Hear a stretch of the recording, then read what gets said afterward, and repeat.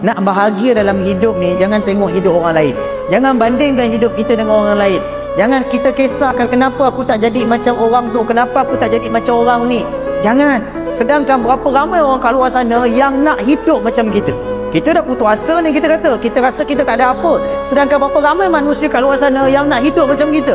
Sebab tu kita kena bangun pagi-pagi ada rasa syukur, ada rasa sabar, ada rasa seronok dengan hidup kita. Nak bahagia, nak tenang hidup ni, tak payah cari yang eksklusif sangat. Cukup apa yang kita ada lah. Kalau kita bahagia dalam keadaan kita ada kereta kecil, rumah sederhana, anak-anak kita pandai, cukup itu apa lagi kita nak. Yang buat nafsu manusia ni sentiasa tak cukup, bukan sekadar jiwanya tak memiliki, tetapi dia sentiasa membandingkan hidup dia dengan orang lain. Sedangkan ada waktu dan tempat-tempat tertentu untuk menunjukkan yang dia dah cukup hebat.